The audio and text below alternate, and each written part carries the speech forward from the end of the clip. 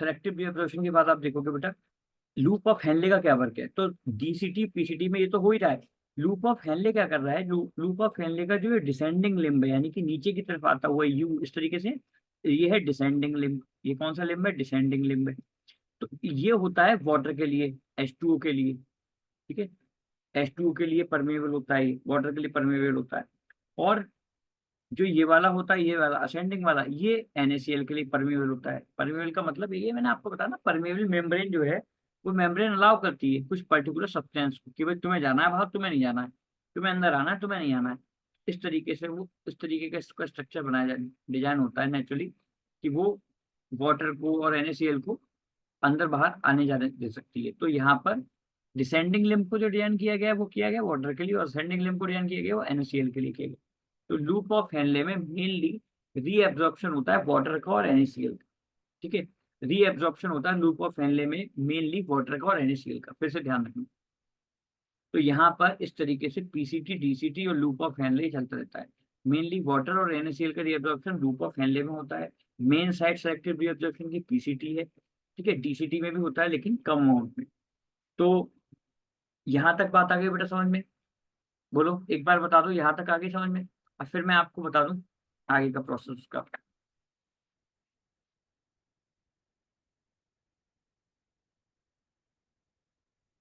बेटा ग्लूकोज और amino acids main PCT से, ठीक है। मेनली अगर आपसे कोई पूछे कि मेनली कहाँ से रीअब्जॉर्ब होते हैं, तो वो पीसीटी से होते हैं। और बाकी डीसीटी से भी इनका रीअब्जॉर्प्शन होता है, ऐसा नहीं कि बिल्कुल नहीं होता है, पीसीटी से होता है और डीसीटी से भी होता है। तो सेलेक्टिव रीअब्जॉर्प्शन डीसीटी में भी चलता है लेकिन कम अमाउंट में चलता है, ठीक है। कम अमाउंट में चलता है बहुत, और पीसीटी में इसका मेनली वो होता है part.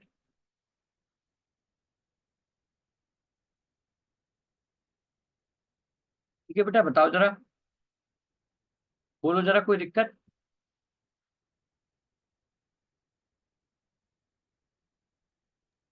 No sir. Ascending descending बेटा समझ नहीं पा रहा हूँ, एक बार असेंडिंग डिसेंडिंग बताना बेटा। सर सर ने बताया कि जो डिसेंडिंग होता है वो वाटर का एब्जॉर्प्शन होता है और सर असेंडिंग में NaCl का।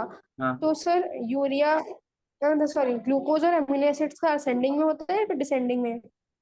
देखो glucose, sodium, calcium, amino acids और वाटर। वाटर का रीअब्जॉर्प्शन बेटा कंटिन्यूसली चलता रहता है। वाटर का रीअब्जॉर्प्शन कंटिन्यूसली चलता रहता है। जितना वाटर रीअब्जॉर्ब करा जाएगा वो कंटिन्यूसली चलता जाएगा।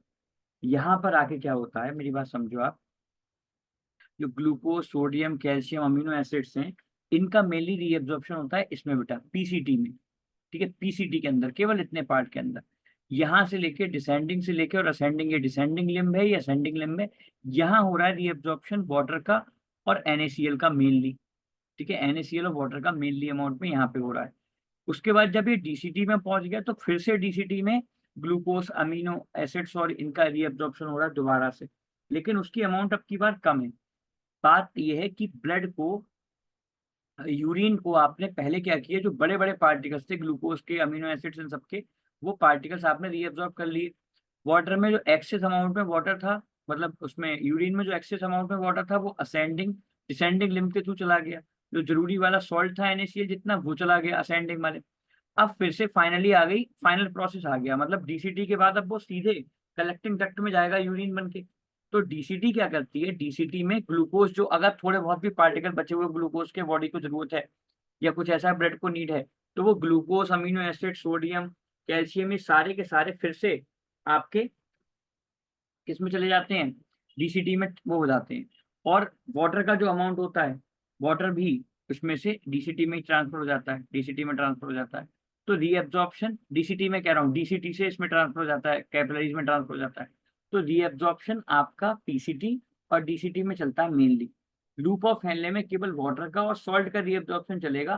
बाकी ग्लूकोज, अमीनो एसिड, सोडियम और कैल्शियम का जो रीअब्जॉर्प्शन चलेगा वो बेटा, वो चलेगा आपका उसमें पीसीटी में, ठीक है। तो किस में चलेगा, पीसीटी में चलेगा।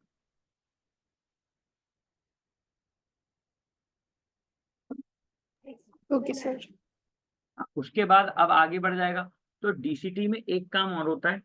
डीसीटी में यहाँ पर फाइनली जो वो होता है हमारा यूरिन होता है, उस यूरिन को ट्यूबुलर सिक्रीशन भी डीसीटी में परफॉर्म होता है। ठीक है, ये आपको ध्यान रखना है। डीसीटी में सिलेक्टिव रीअब्जॉर्प्शन थोड़ी देर के लिए होता है, लेकिन अब तो तीसरा प्रोसेस है ट्यूबुलर सिक्रीशन, वो कहाँ परफॉर्म होता है, तो वो डीसीटी में परफॉर्म होता है। अब अपोजिट है, देखो अभी तक आपका क्या था, रीअब्जॉर्प्शन। रीअब्जॉर्प्शन में क्या हो रहा था कि रीअब्जॉर्ब करी जा रही थी चीजें, ठीक है ना, रीअब्जॉर्ब करी जा रही थी चीजें सारी की सारी।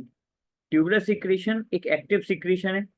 वेस्ट प्रोडक्ट जो भी कैपिलरीज में होते हैं कि वो यूरिनरी ट्यूब्यूल में आ जाते हैं। तो किस में आ जाते हैं, यूरिनरी ट्यूब्यूल में आ जाते हैं। तो यहाँ पर अगर मान लो वेस्ट प्रोडक्ट कुछ बचे हुए हैं अभी भी ब्लड के अंदर, जैसे कि यूरिया, अमोनिया, यूरिक एसिड, या कुछ भी इस तरह की चीजें बची हुई हैं, तो वो फिर से आपकी वापस आ जाएंगी ब्लड कैपिलरीज से, किसके थ्रू, ब्लड कैपिलरीज के थ्रू, किसमें, डीसीटी में। तो यहाँ पर हो जाएगा आपका ट्यूबुलर सिक्रीशन। ठीक है, ट्यूबुलर सिक्रीशन, ये ट्यूबुलर सिक्रीशन का प्रोसेस हो जाएगा। और ट्यूबुलर सिक्रीशन के प्रोसेस के बाद जो फाइनली आपका बन के तैयार होगा वो कंसंट्रेटेड यूरिन होगा। कैसा यूरिन होगा, कंसंट्रेटेड यूरिन होगा, यानी कि उस यूरिन में अब आपके जो भी पार्टिकल्स हैं, जो वेस्टेज है, जो आपको रिक्वायरमेंट नहीं है, वो सारी की सारी बन के प्रिपेयर हो जाएगी और यूरिन आपका चला जाएगा कलेक्टिंग डक्ट में। फाइनली कलेक्टिंग डक्ट में जाने के बाद वो आपको पता है यूरिनरी ब्लैडर में, और यूरिनरी ब्लैडर के बाद आपको पता है किसके थ्रू, यूरेथ्रा के थ्रू वो बाहर निकलती है। इस तरीके से यूरिनरी ट्यूब्यूल में जो सिक्रीशन होता है, ट्यूबुलर सिक्रीशन इसीलिए बोला गया है इसको ट्यूब्यूल। ट्यूब्यूल का मतलब ट्यूब्यूल, और सिक्रीशन का मतलब स्राव, यानी कि ट्यूब्यूल में सिक्रीशन होता है। तो होता किसके थ्रू है, ब्लड कैपिलरीज के थ्रू होता है। ब्लड कैपिलरीज के थ्रू क्या होता है कि जो एक्स्ट्रा, जो भी आपका यूरिक एसिड, यूरिया, अमोनिया, थोड़ा बहुत भी अगर बचा हुआ है उसमें, तो वो सारा का सारा फिर से दोबारा से ट्रांसफर हो जाएगा डीसीटी में। डीसीटी में ट्रांसफर होने के बाद डीसीटी से फाइनली यूरिन बन के तैयार हो जाएगा, और वो यूरिन आपका भेज दिया जाएगा फिर बेटा कलेक्टिंग डक्ट में। कलेक्टिंग डक्ट में भेजने के बाद आगे का प्रोसेस आपको पता ही है कि क्या होगा। ठीक है बेटा, जो यूरिन आपका प्रोड्यूस होता है वो ट्रांसपेरेंट फ्लूइड होता है। कलर जो होता है वो उसका येलो हो जाता है हल्का सा। प्रेजेंस ऑफ एक यूरोक्रोम नाम का पिगमेंट प्रेजेंट होता है बेटा, यूरोक्रोम।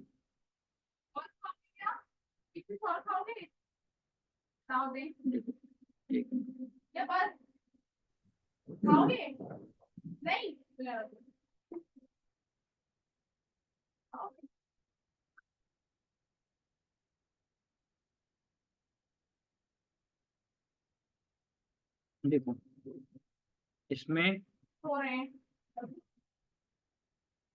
यूरोक्रोम, यूरोक्रोम नाम का एक पिगमेंट होता है। ठीक है, यूरोक्रोम नाम का एक पिगमेंट होता है। वो फॉर्म कब होता है, जब हमारी आरबीसी डेड होती है।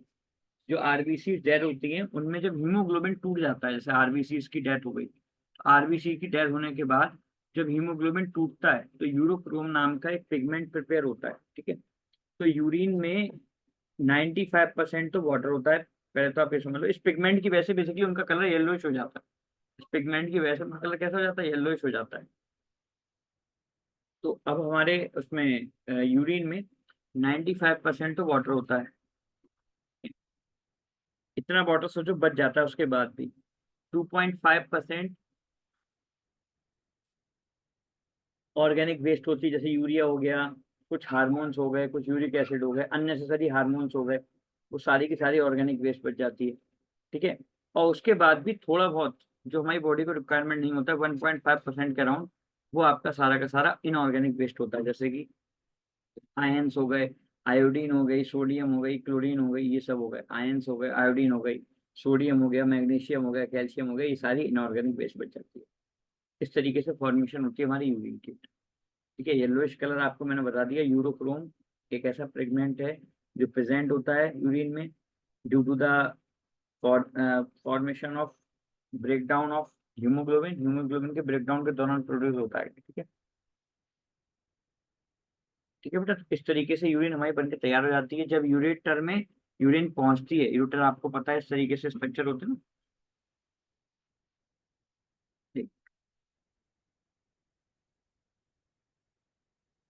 ये यूरेटर होते हैं। यूरेटर होने के बाद फिर ये आपका यूरिनरी ब्लैडर होता है, और ये यूरेथ्रा होता है, ओपनिंग होती है, तो ये यूरेटर होता है। यूरेटर में बेटा, सॉरी यूरेटर कह रहा हूँ, यूरिनरी ब्लैडर होता है। तो ये यूरिनरी ब्लैडर जब फेल हो जाता है तो ब्रेन को सिग्नल पहुंचते हैं, ठीक है, ध्यान रखना, ब्रेन को सिग्नल पहुंचते हैं यहाँ से, नर्व सिस्टम के थ्रू ब्रेन को सिग्नल पहुंचते हैं कि भैया अब टंकी भर गई है, उसे खाली कर दें। उस कंडीशन में ब्रेन को जब सिग्नल पहुंचता है तो आप उसको कुछ ही सेकंड के लिए, कुछ ही देर के लिए रोक सकते हो, बहुत ज्यादा टाइम तक, बहुत ज्यादा देर तक आप उसे नहीं रोक सकते हो, ठीक है। तो ये चीजें होती हैं प्रोसेस में, ये नेचुरल फिनोमेना रहता है, ब्रेन को सिग्नल मिलता है कंटिन्यूसली, वो आपको सिग्नल पहुंचाता रहता है, ठीक है बेटा, यहाँ तक ये हो गया। अब हम बात करते हैं आर्टिफिशियल किडनी की या फिर रीनल फेलियर। रीनल फेलियर या फिर आर्टिफिशियल किडनी कैसे वर्क करती है, तो आप देखोगे, सबसे पहले आप ये समझ लो कि 70 की एज के अराउंड या 65 की एज के अराउंड जो एक्टिविटी होती है किडनी की, वो 50% मतलब डाउन हो जाती है, थोड़ी सी डाउन होने स्टार्ट हो जाती है, या फिर कोई इंजरी हो गई है, या फिर ब्लड का फ्लो जो था वो मतलब रुक गया, उसके बीच में कोई रुकावट आ गई है, कोई बड़े बड़े पैथोजेनिक इन्फेक्शन हो गए हैं, कुछ भी ऐसा हो गया है, तो उसकी वजह से किडनी हमारी फेल होना स्टार्ट कर देती है, यानी कि डिक्लाइन करती है चीज़ों को, ठीक है, उस तरीके से मेंटेन नहीं कर पाती प्रेशर को, और फिल्ट्रेट नहीं कर पाती प्रॉपर तरीके से, उसके जो नेफ्रॉन्स हैं, जो यूनिट हैं, फंक्शनल यूनिट, वो खराब होना स्टार्ट हो जाते हैं, ठीक है। और इस परफॉर्मेंस की वजह से ही हम कहते हैं इसको किडनी फेलियर, क्या कहते हैं, किडनी फेलियर, की किडनी फेल हो गई। तो किडनी फेलियर एक यूजुअली रिजल्ट है, मतलब इसमें बहुत सारे वो रहते हैं, और डेथ हो सकती है अगर इसको ट्रीट नहीं किया, तो अराउंड 14 से 20 दिनों में, मतलब 2 हफ्ते से 3 हफ्ते के बीच में इंसान की डेथ भी हो सकती है। तो इसकी वजह से हार्ट अटैक भी आता है, ठीक है, किडनी फेलियर अगर हमारा रह गया, तो किडनी फेलियर की वजह से हमारी बॉडी के अंदर पोटेशियम रह जाएगा, पोटेशियम, और पोटेशियम जो करता है वो ब्लड को और ज्यादा विस्कस कर देता है, पोटेशियम की अमाउंट जो होती है, तो उस कंडीशन में हार्ट अटैक के चांसेस बढ़ जाते हैं, ठीक है। तो ये सीन रहता है बेटा सारा का सारा किडनी फेलियर का। अब आप समझो किडनी फेलियर के लिए हम क्या करते हैं, आर्टिफिशियल किडनी, आर्टिफिशियल किडनी का मतलब है डायलिसिस, ठीक है, प्रोसेस होता है डायलिसिस का। आर्टिफिशियल किडनी एक ऐसा प्रोसेस है डायलिसिस का जिसमें हम हीमोडायलिसिस कराते हैं अपनी बॉडी की, ठीक है। उसके बाद यहाँ पर अगर हम बात करें,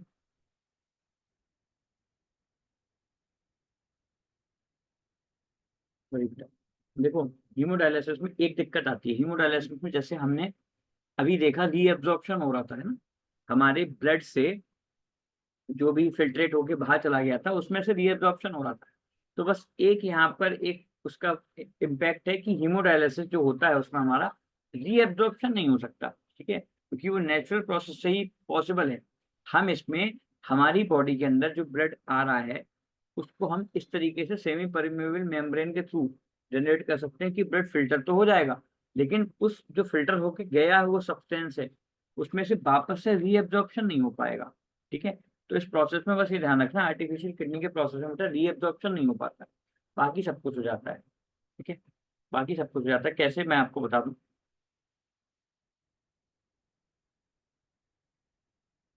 देखो,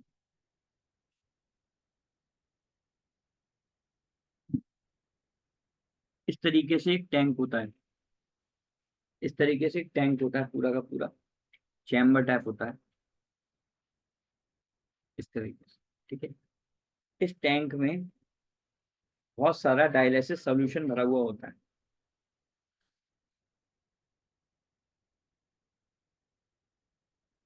टैंक में बहुत सारा डायलिसिस सॉल्यूशन भरा हुआ होता है, बताऊंगा कैसे क्या है, ठीक है। अब डायलिसिस सॉल्यूशन के बाद यहाँ पर एक पंप लगा दिया जाता है, एक पंप लगा दिया जाता है कंप्रेस एयर के लिए, कंप्रेस्ड एयर के लिए, oxygen and compressed air and CO2 carbon dioxide के लिए।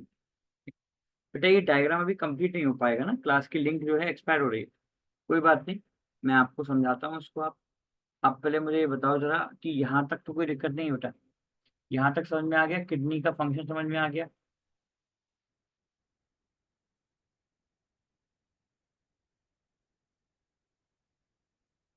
बोलो बेटा, बोलो सबके माइक कौन है, बोलो बेटा जरा। Yes, yes, sir. Yes, Yes, sir. sir.